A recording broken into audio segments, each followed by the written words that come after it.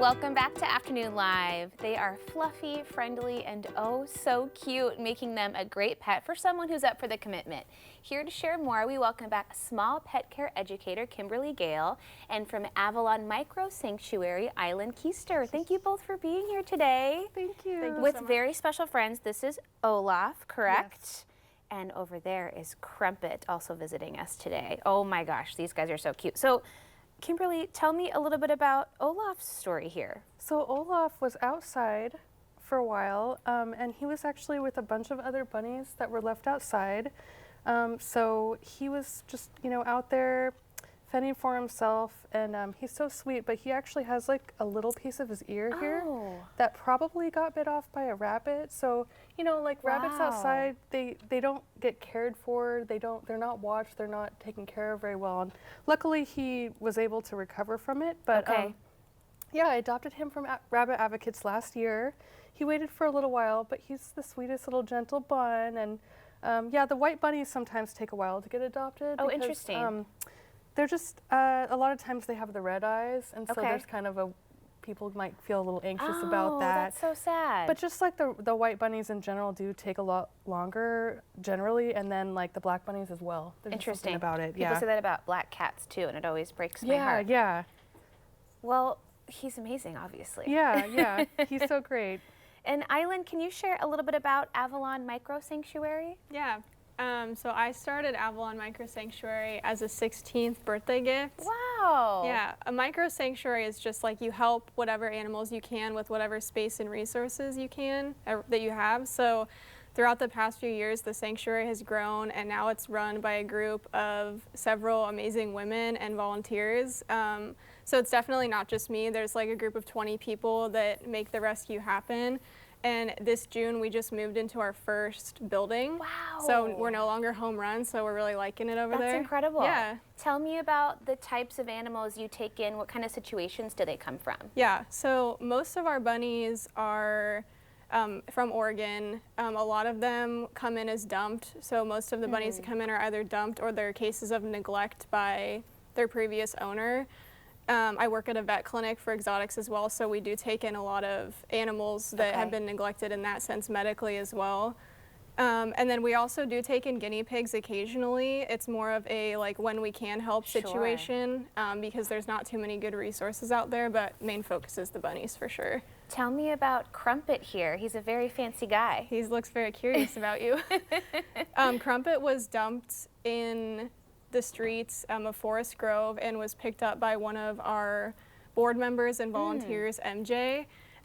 He has been with us since the fall of 2025. Okay. He is deaf. So yeah, a lot of blue-eyed white bunnies are deaf. So he is considered more of like a special bun through the rescue. Okay. So he just needs like more of a calm environment. Obviously he's handling this great. Yeah. So yeah, but he's a really sweet boy. He's probably like 4 or 5 years old, but it's hard to tell with bunnies. You can't really tell like with dogs and cats. Exactly, and especially when you're rescuing them, you don't know their backstory and all of that. What is he personality-wise? What's he like? He's very chill. He's very lazy. Like his ideal day is like laying in the sun flopped over or just like being hand-fed treats. So yeah, he's definitely like a lap bunny. He's gonna find a very special home, I think, so, very soon. Well, and Kimberly, tell me about, you have volunteer opportunities as well through Rabbit Advocates? Yeah, so I volunteer with Rabbit Advocates, and there's a lot of different opportunities. They actually do some, they call them bunny spas, where you can help get their nails trimmed and then brush their fur. They shed a lot, and they need help with their fur a little bit because they're so clean, but they sometimes eat it, and so you want to help them with the fur when it gets in those really fur flying everywhere kind of time of year. And then they also do, so bunnies, there's this virus that both the pet bunnies and the wild bunnies can get. It's called RHDV2. It's pretty well known among rabbit people. And there's a vaccine for it. And so Rabbit Advocates is able to do vaccine clinics a couple times a year. Their Portland one is coming up soon, so that's actually, they're looking for a ton of volunteers for that. Great. And you get to see all the bunnies. I and mean, there's so many. There's 200 plus bunnies. So really great ways. There's also fostering. Right. And so you could have a little bunny like this in your house for a little while they get used to being, in somebody's home, in a kind of a safe, environment. And then You can also adopt them if you fall in love, but you Right. can also foster, and it's a really good opportunity for people that might not know if a bunny is the right fit for them. Exactly. They can be with a bunny. Sometimes you can do pairs too, so you could have two Oh, little how buns fun. that are friends, and then yeah, you get to find out if it's the right fit and help a bunny that needs a place to be. Yeah, what a great way to volunteer, give it a try if you're Yeah. not totally sure if it's for you. And Crumpet, we're looking for a home for him, right? Mm-hmm. This is, I mean, come on. I think somebody's going to call today and take him home. I know, I And hope you so. have fostering opportunities as well. We do.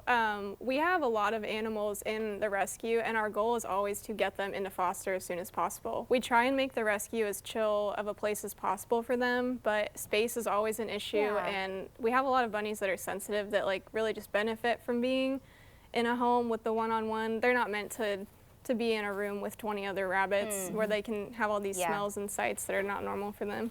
So you mentioned Crumpet was found by someone. What should a person do in that situation if they see a bunny out alone on the street that doesn't seem like it belongs there?